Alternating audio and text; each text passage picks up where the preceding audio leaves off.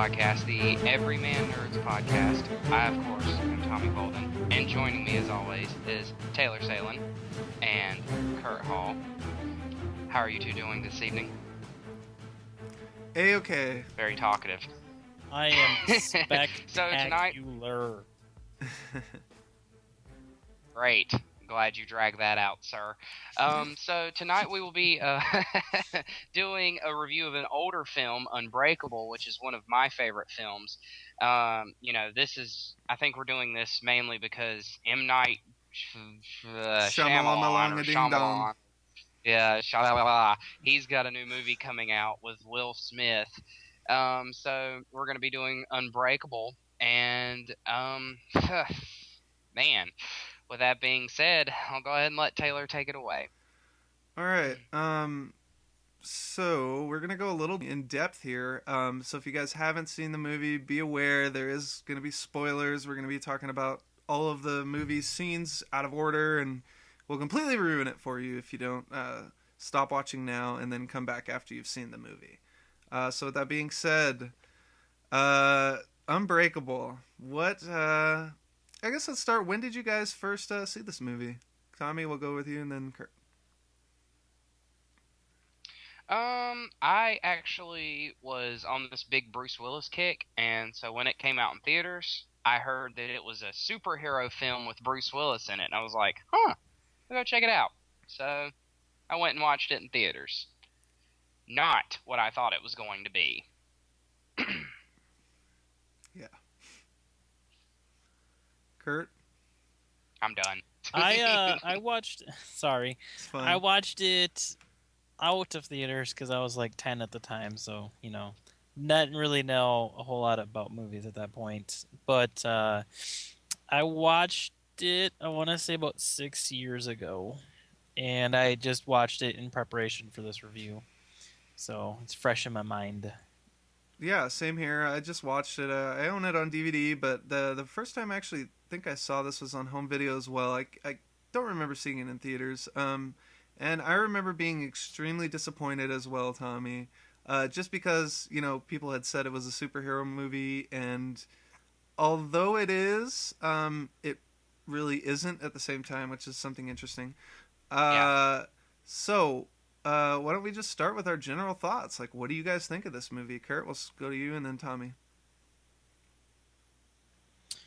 I really like this movie. I think it's my second favorite M. Night movie. I would rank it just behind Signs.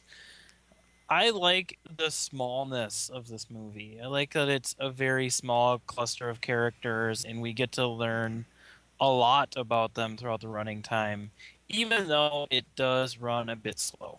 It is a very slow film, but I kind of like how they do all these little intermediate little things that show you the past that these people have. And it has probably one of my favorite movie endings of all time. So I would rate it pretty highly. Okay, also, would you consider the ending of this movie a twist? Just out of curiosity. I absolutely would, just because you don't really see it coming. Yeah. Okay, I'll save my thoughts on that. Tommy, you go ahead. What do you think about this one? This is my favorite M. Night Shyamalan film, and the only thing behind it, I actually would have to go with Kurt being Signs. So this is my favorite one, and I really, I gotta agree with Kurt too. Just there's not a lot of characters. There's not too much going on to keep up with, and I just think Samuel L. Jackson's performance in this is just absolutely awesome, and not only awesome but terrifying at the exact same time. He is my favorite character in the movie, and Bruce Willis really does a good job in this film. Here he is, known for this gritty action guy blowing up stuff and all this, and he really kind of takes a step back, and he just kind of, he just does this kind of small, well, it's not really small, but he just kind of does this, just this plain kind of role. I think the word is intimate. It's a very intimate performance Willis gives here. I mean, that's and that's exactly how I feel. But all in all, yeah, it's pretty good film all the way around.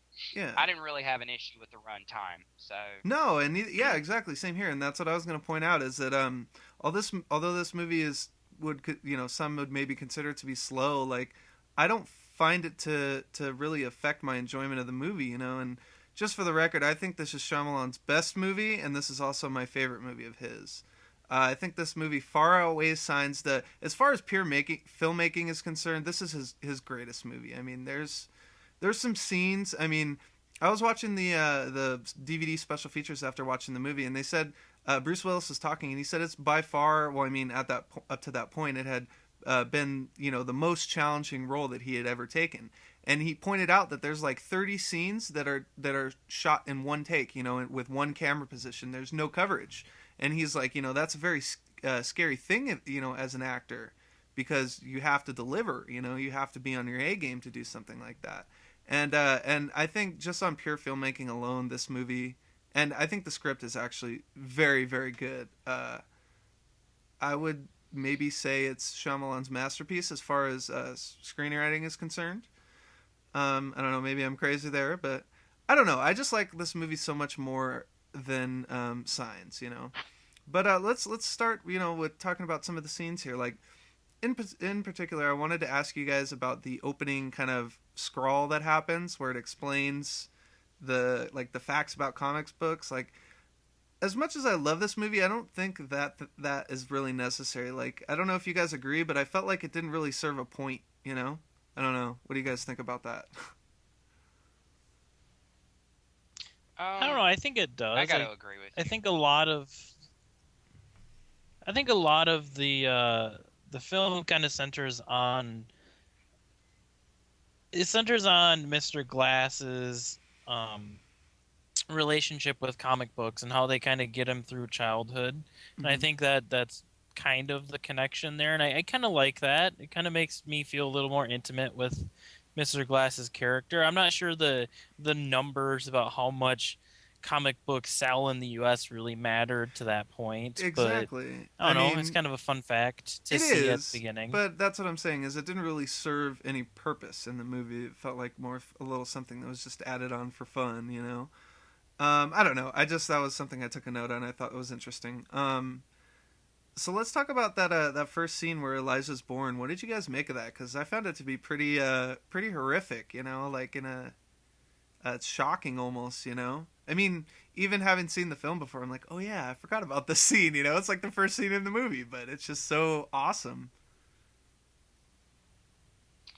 Well, yeah, that not what happens itself, but the scene was pretty crazy. Yeah. The scene was pretty crazy, so yeah, I was a little bit taken by it, and it's been a couple months since I've seen this, but yeah, not having the ability to revisit it like you guys did, but yeah, I mean, yeah, that was pretty gnarly scene. So yeah, I like it. It kind of plays on the kind of motherly fear that your kid isn't healthy, and you kind of see the woman all happy because she had her baby, and then all of a sudden the fact that all the limbs are broken, and you just see her face go from happy to horrific and just right on a dime, and it's just such a scary moment. Yeah. Well, yeah, I mean, and also I think this scene's very important because it establishes the idea that it's, and I believe the character's name that Samuel L. Jackson plays is Elijah, right? Like his real name. Yeah. Okay, yeah. So it's it just, for me, it just reinforces this idea that it's as much Elijah's story as it is Bruce Willis's story, which I can't remember.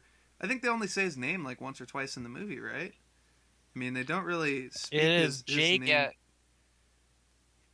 Jake, It's like Jake Dunn, I believe. Jake. Okay. Well, we'll just say Bruce Willis. We know we're talking about the character. Oh no, here, it's David Dunn. David Dunn. Okay. Yeah, and so I think as much as it is the hero's story, it's the villain's story as well, which is a nice juxtaposition that I find interesting. Like, I mean, and although this movie that I'm about to reference isn't exactly the same, it kind of reminds me in a way of Chronicle, even though obviously this came out before it, but in that it's really a villain origin story more so than the hero's origin, which is a twist I loved. So I think that's a really interesting kind of dichotomy that goes through the movie. So what did you? Yeah. Go ahead. Well, sorry, Taylor, didn't No, mean you're to fine. cut you off You're there. fine. Yeah, you saying that if you really think about it, the scenes are really chopped down, and I mean it's really between if you just kind of cut everybody else out, really all there ever is in this movie is Bruce Willis and Samuel L. Jackson. Yeah. Because when they're done with Bruce Willis, it's back to Samuel L. Exactly. And it's them together, and then it's back to Bruce Willis. Exactly. And Samuel L. And then they're back together. So it's kind of a it's really good. It's really good in that sense because it's like we were saying earlier. There's not so many characters just clouding the air, and I think my favorite scene in the whole movie. Well, I have two favorite scenes in the whole movie, and the first scene is where Samuel L. Jackson goes about his name and he says they call me Mr. Glass, and that was absolutely terrifying. And the other scene that I had to really say was my favorite was probably when Bruce Willis is working the security at the stadium, and you kind of watch him and he has this sense that something bad's about to happen. And that, there's a bad guy here. Somebody's got a bomb or a gun or something, and he's not really sure which one. And, he's able to pinpoint and find this guy. And then, if you remember earlier, he has this conversation with Samuel L. about, him being able to do these crazy things, and he's never been sick and all this. So, he's kind of starts to believe him, and then the story really picks up from there. So. Yeah. What are your thoughts on that? Yeah, I'd like that. Kurt, sorry. I like that scene a lot. I call that the spider sense scene because he kind of gets his spidey senses going. But I like how in that scene it starts out like he's not really sure what kind of weapon it is, and then he states that it's a silver gun with a black handle. So then it kind of sets off the events that Mr. Glass chases the guy to see if he's for real. And we have that terrifying scene where Mr. Glass falls down the stairs and breaks both of his legs. And it is just really scary because you can hear the bones crunch, but at the same time, you still get that payoff because he gets to see that gun. And it makes you wonder whether it's worth it for Mr. Glass to break his legs just to see the proof. I think it was, for the character at least, Because I would agree. You have to think, as we find out at the end of the film, this guy has done far worse things to, just to try to prove something. So for him, I think it is, in a way. Yeah, he's kind of almost a Mr. Glass is kind of almost a Bane-esque character. From the comic books, not from the Dark Knight movie, but from the comic books. Yeah. And I say that because Bane in the comic books, and he goes out of his way to prove this point that the Batman can be broken. Yeah. And Mr. Glass, he kind of goes out of his way to make these really crazy, obscure points, no matter if it's whether it's breaking his own legs to find the gun, or derailing a train off the tracks, or just some small everyday things like that, Yeah. Seriously. Pretty intense. So speaking of the train scene, let's talk about that for a second, because that's one of those shots it's the opening shot of Bruce Willis, and it's shot completely in one take with one camera, and it's just on a dolly moving back and forth as he's talking to this woman. I guess she sounds like a sports recruiter or some football recruiter. And I think this is a great example of how wonderful his visual eye is in this movie, because for me it just, and I had never noticed it before, I had never noticed it. It's just so subtle, but it says a lot, at the same time.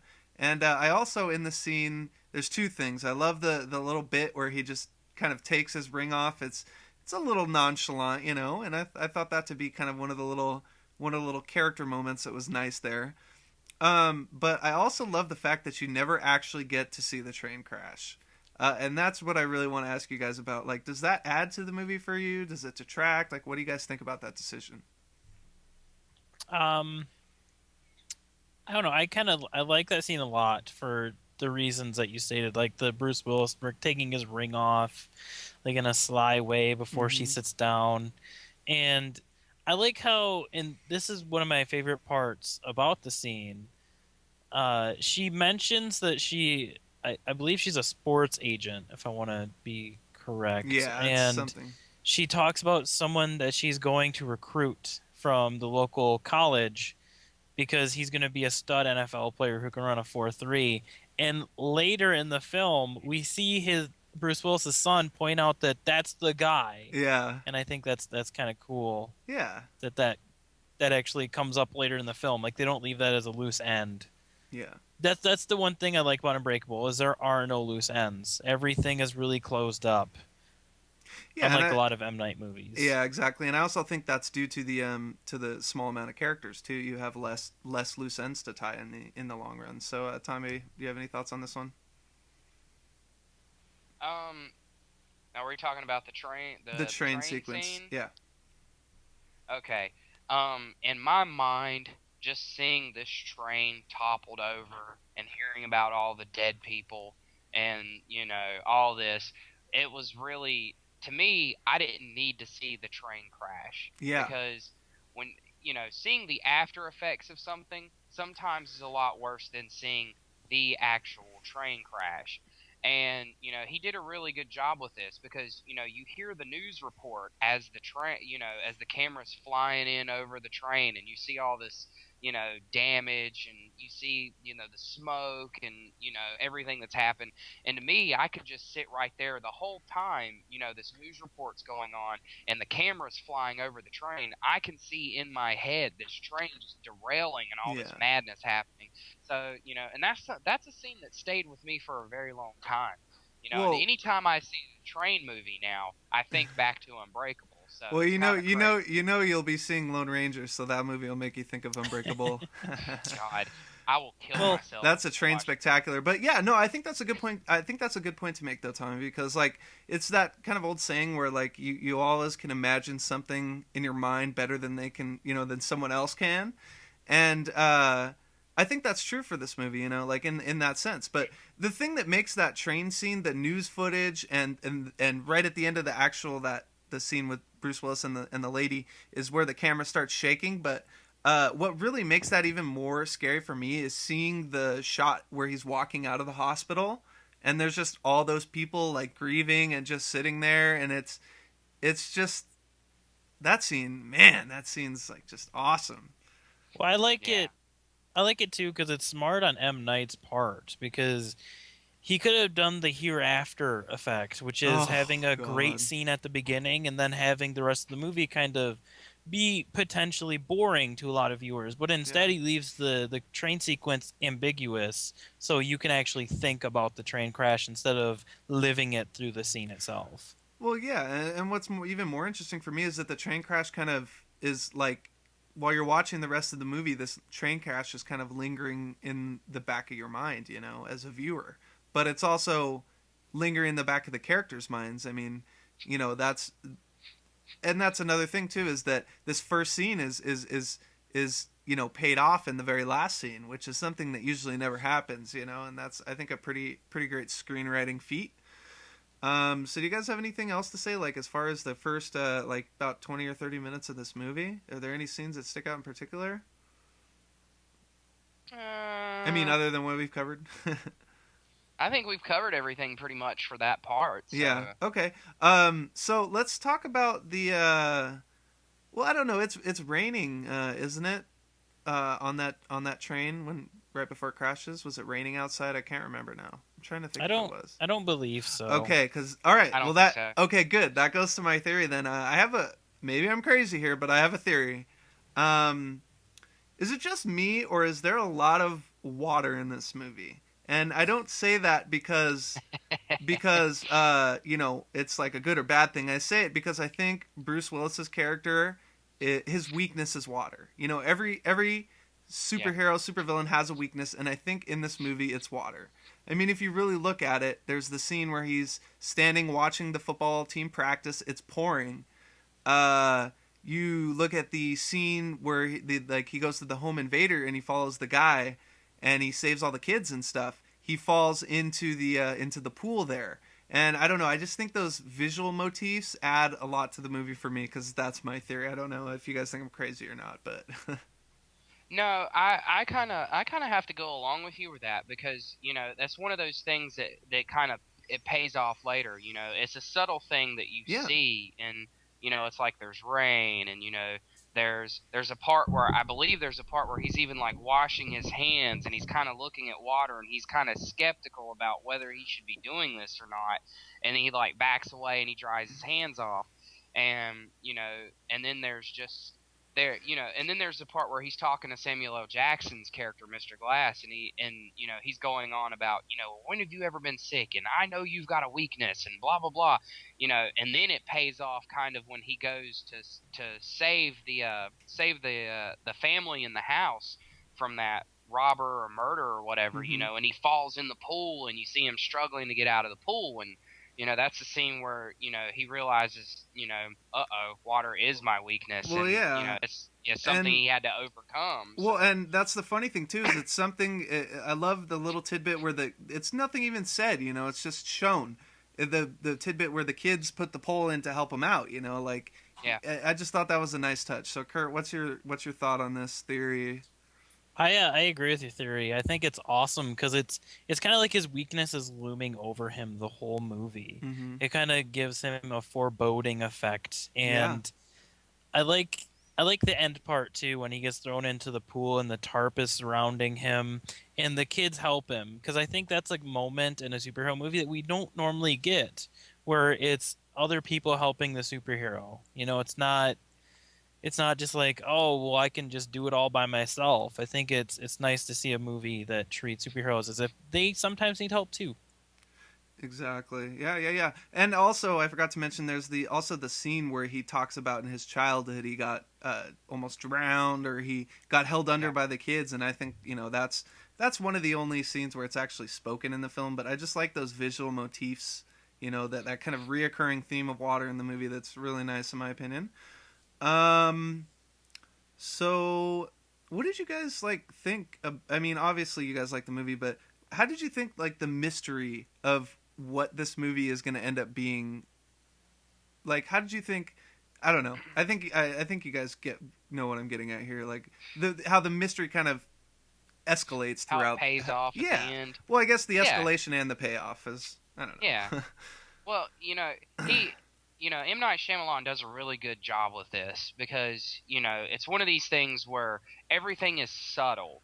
There's never one really big explosion to pay everything off. He doesn't try to, in a lot of his other films, he's really tried to overdo things. And I think it's because he's so stuck on Unbreakable that he thinks, he can't just subtly do stuff anymore like he did in this film. Exactly. And the other thing too is after Unbreakable, a lot of people, he got a big head, and Signs, of course, and he got a big head after that, and wasn't taking anything from anybody. He's the master of this thing. So, and I think that's one of the things that that really helps in this film, is that he doesn't have complete control yet.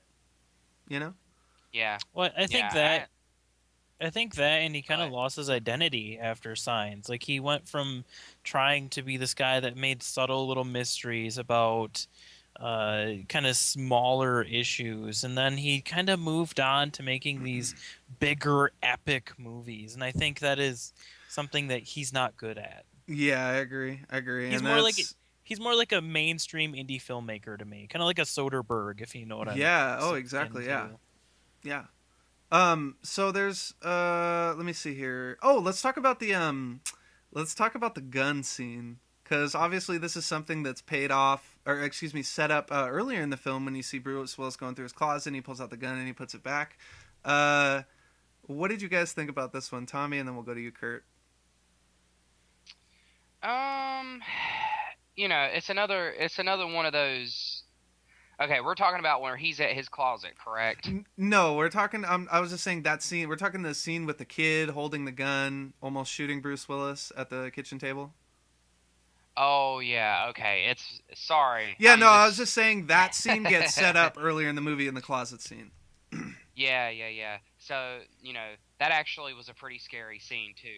The thought of a kid getting a hold of the gun and now he's pointing at the hero, potentially the hero of the film, and there you can see the tension there, and Bruce Willis does a really good job of paying this off himself because, you can kind of see that he doesn't really know what's going on in this scene, and he doesn't really know what's going to happen, and it's almost like one of those things where the director told him that something was going to happen, but he didn't tell him exactly what was going to happen. So you got this kid pointing the gun at him, and Bruce Willis is like, you know, the first time I saw this, the first time I watched the film, I kind of felt the same way because I was like, I wouldn't know what to do here, or I'd be terrified or shocked all in one. So, It was pretty intense. lot to take away from that. Yeah, it was it's pretty intense. I think are the only words I have to say for it. Kurt, what did you think? This is one of my favorite scenes because it's a very bold scene. As a kid holding a gun, I mean, that's just asking for controversy, especially them pointing it at someone in their family.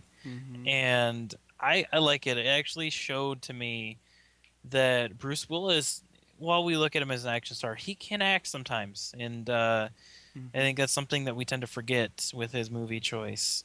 Especially. But this is the only scene in the film that I feel like Robin Wright Penn actually belongs in it because she actually adds a lot.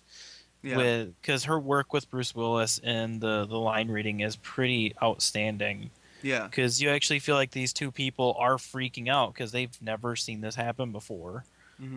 It's not like they read it on the script and then they kind of just talk their way through it. And it felt very awesome. Yeah, it's really well done. All right, so I just wanted to, before we go ahead and jump into the final scene here, I wanted to talk about the scene where Samuel L. Jackson is kind of explaining this painting of a comic book cover that he, I guess it's like a stencil or something. I don't know. It's not a full painting, but I love this monologue. The dialogue is really good in this movie, but this scene in particular for me really kind of spells out one of the major themes of the movie, and that is the battle of good versus evil.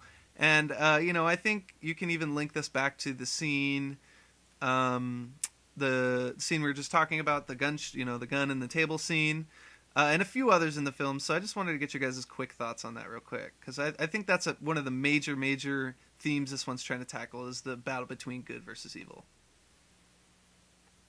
I'll go ahead and let Kurt do his... Actually, just tell me the scene again, because I'm kind of blanking on it. It's the scene where you first meet Elijah as he's grown up, and he's explaining to this potential buyer, like, the square jaw of the character represents the good of humanity and, like, all these things, and then the slightly off-kilter head, and he's explaining all these things about the painting, and then the guy says he's going to buy it for his 4-year-old. Oh, okay. And he's like, no. Scene... But, I mean, it's very important at the same time as far as the scripting, level's concerned. This scene is awesome. I really like how he's trying to be a salesman and he's just talking about the draw structure of the villains compared to the heroes, and it kind of talks about artwork, and it kind of makes comics feel more like he kind of explains it as it's more of an art. It's not just like people drawing superheroes and making cool stories. I think it's one of those things where you can kind of, as a comic book fan, be like, yes, he gets it. And then when the buyer said, I'm going to get it for my 4-year-old son, he's like, no, you're not buying that for your 4-year-old son. I'm not allowing you to do that. Like, it shows you that he is really into this artwork. It's not a joke to him. Yeah, but I also think it's important because it kind of goes to explain why this guy believes the things he does. Like, he's immersed himself into comic book life and culture so much that it's kind of consumed him in a way, Mm-hmm. As as you find out in the last scene. It's one of those things where, I think he subtly mentions that he believes in superheroes. So, and with that being said, and the painting and everything, it also kind of goes back to my childhood of where, you get something that you're supposed to appreciate when you're a small child, and then the things that you're supposed to appreciate, you just tear them up, and you destroy them and leave them out in the yard and everything. And he realized how much this painting had on his impacted his life, and he didn't want to see it be destroyed. And that's kind of what I got from that. Yeah. And it's kind of, you guys pretty much wrapped everything up, because the scene's not completely in my head, but Yeah. No, hey, I understand. That's fine, dude. But it was one of the most important scenes in the film, though, because like you said, it was one of the first real meetings these two had ever had, and then you slowly start to see where each character is gonna start to stand later on in the film. So yeah, especially when I love the choice to do it through a monologue too, because it's one of those things where I actually think it's an inspired choice, because I don't know, a lot of people like me, like I love that I have the less dialogue is more kind of mentality sometimes, but in this case I thought it was very well done, On top of that too, there's that great scene later in the film where I think it's right before he meets with Bruce Willis meets with Samuel L. Jackson, and he's talking to Samuel L. Jackson's mom, and she's talking about the types of villains that show up in comic books, and I love that quote. Yeah, because she's like, well, what does it matter how the villain looks like? And as Samuel L. Jackson explains it in the story, you have the arch nemesis that fights with their mind and their body, and then you just have the overpowering villain that tries to beat up the hero. And I think that's a cool kind of dialogue right there. Okay, so with all that said, let's move into the final scene here. Tommy, what I know this, I have to say, this movie made the movie for you, so what did you think about this one? Dude, this final scene was just absolutely crazy to me. Okay, you spend kind of the whole movie, like you said, with the train in the back of your mind, and you never really know who does it. And you have the scene where Bruce Willis goes in the house and he stops the criminal, and you're like, okay, well that's kind of going to be the end of the film, and then it kind of, then you have that scene, I believe, where Bruce Willis' character kind of touches, he touches Mr. Glass, which that actually was one of Bruce Willis's abilities, is he could touch people and see their secrets, their dark stuff, and he touches him, and he comes to find out that he's the murderer. He's the guy who set all this crap up, and he caused the train wreck, and well, not even that. You find out that he'd done this beforehand too, before the train, like 2 other times that you see, and God knows how many before that. So I think that only adds to the greatness of the scene. But Kurt, what are your thoughts on this one? I really like it. I think it's the best character moments with two people on screen. Just because it kind of is a climax that you build up to over a decent amount of time, and at first you're like, oh, these guys are friends, they're just gonna meet up, they're gonna shake hands, and it's gonna end. And then when he shakes his hand and you see all of the terrible things that Samuel L. Jackson's character has done, it is so scary.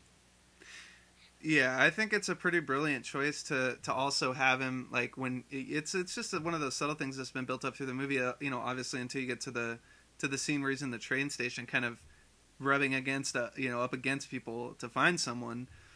And I like that, but I also like the fact that this movie, this twist and the kind of the structure of the whole movie, you realize at the end of it that it's only like the first third of a normal superhero movie, it's like it's the origin, and that's what I really loved, is that it just stuck to its guns and in a way kind of twisted the superhero genre on its head. I don't know, what do you guys think about that, like just the whole twist of that in that sense? the whole twist was really crazy, because just like you said, it really was just like the start of this is normally where the beginning of the superhero film would start, Yeah. and this is kind of where, the movie would begin to take off, and, Mr. Glass would be the bad guy from here on out for the rest of the movie. But, this is where the movie ends.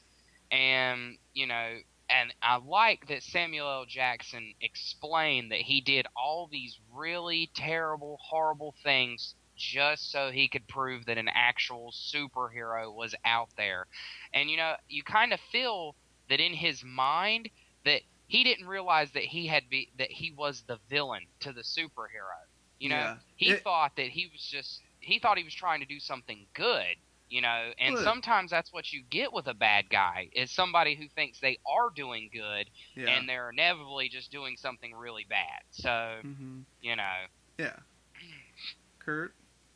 Yeah, I like that. I like the fact that he doesn't look at himself as a bad guy until right at the end of the movie, when he kind of sits back and realizes, yes, I proved there was a hero, but at the same time, I killed a lot of people.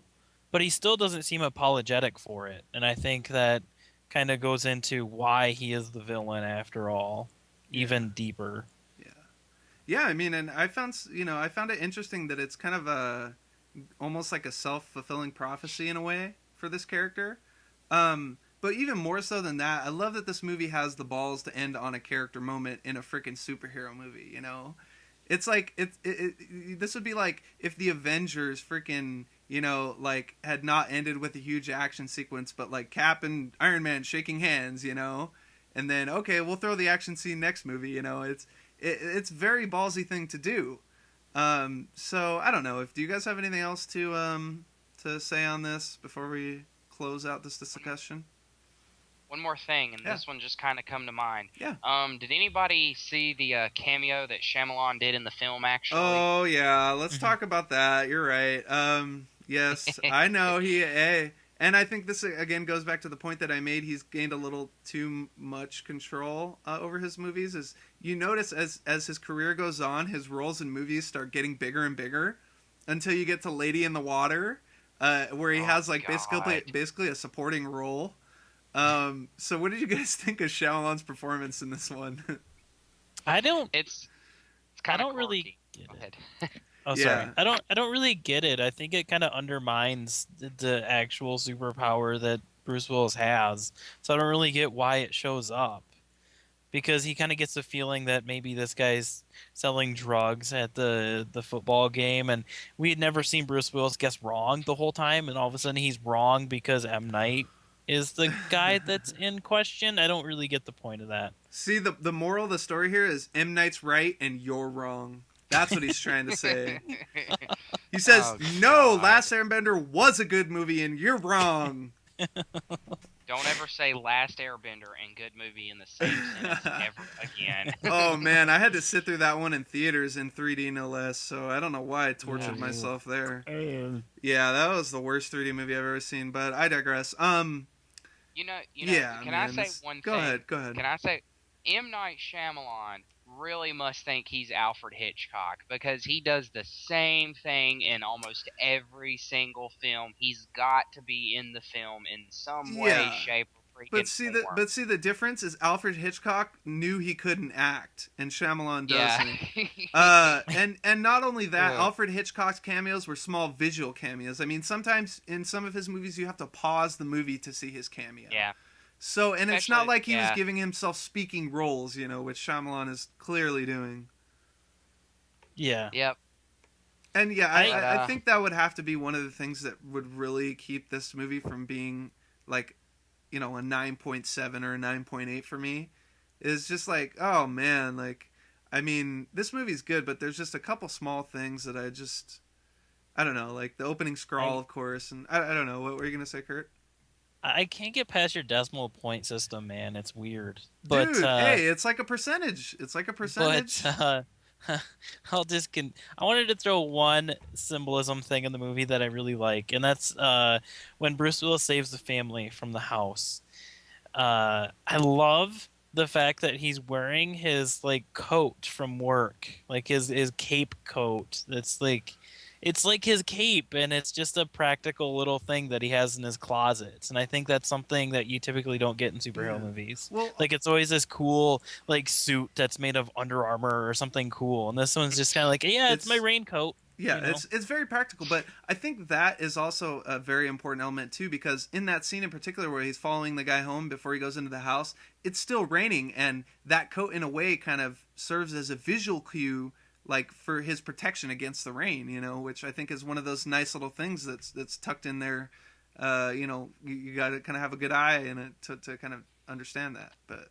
I liked the raincoat. I just thought it was just this kind of, it was kind of like, if you see the Batman origin, it's like Batman goes out in all black and a ski mask, so he didn't really want to look crazy, like dark and terrifying. He's just a guy who's out on a nightly stroll who just happens to stumble across a crime going on. I Yeah. thought it was kind of cool, and I also really liked how when he was struggling with the house invader, that you never really see Bruce Willis's face during all this. Yeah. And Well, it's really crazy. and that's But again that strangling scene is a one take shot. The camera's yeah, just kind of like, it's almost like you're a fly on the wall, and it's just yep. I just think this is his most brilliant movie. And as much as I like Signs, I think this is a far superior movie. So do you guys want to go ahead and rate this one? Yeah. I want to hear what Kurt has to say first. I will give Unbreakable a very, very close to perfect 9 out of 10. Tommy? I'm gonna have to give it. This one's kind of tough for me because the first time I watched it, I actually didn't think too highly of the film, and because I was younger. So, and then upon watching it again, I really honestly have to say that this is one of my favorite films, and I have to give it a 9.8. I have to.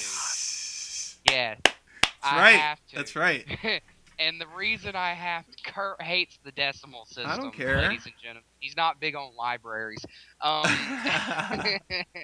That's awesome. The reason and the only reason I can't quite give it anything in it, the can't push it into a 10 is because of the whole M. Night Shyamalan thing. Like that really did it. Like Yeah.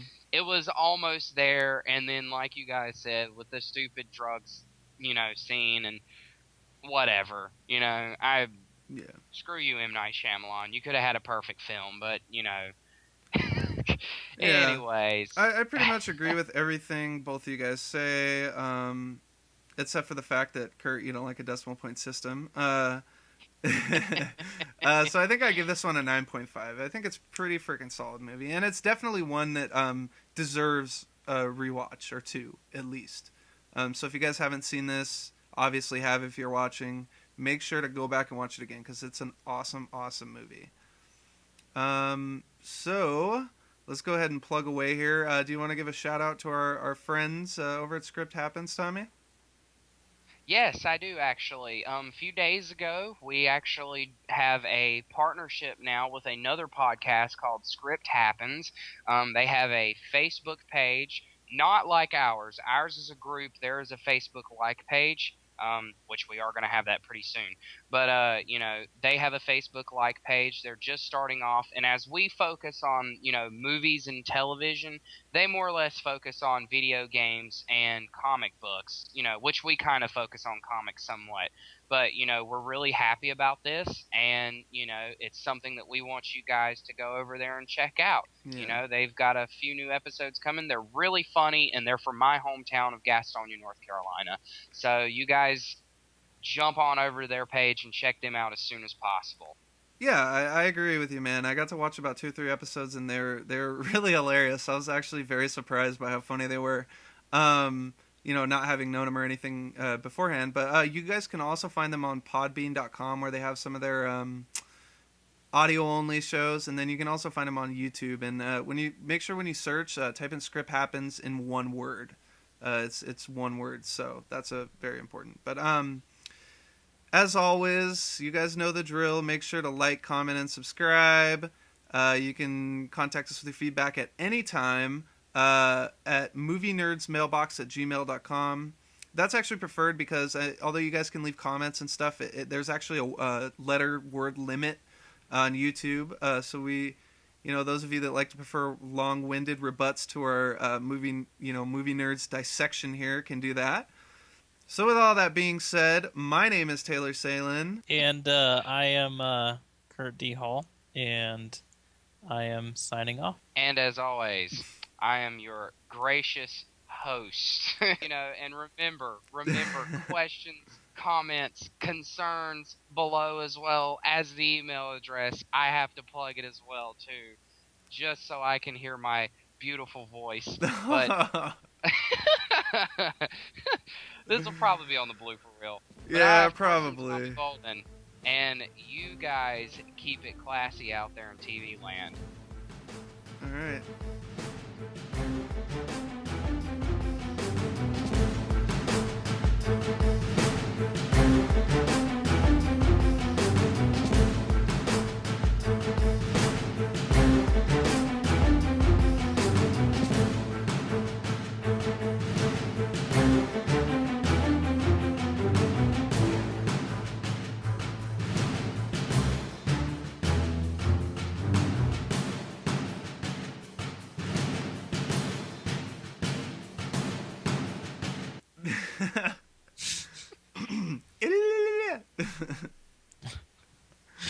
Oh God, Jesus! Oh my God! Let's just make funny faces, like. Okay. Oh God, that's how we should start. Just. Yeah.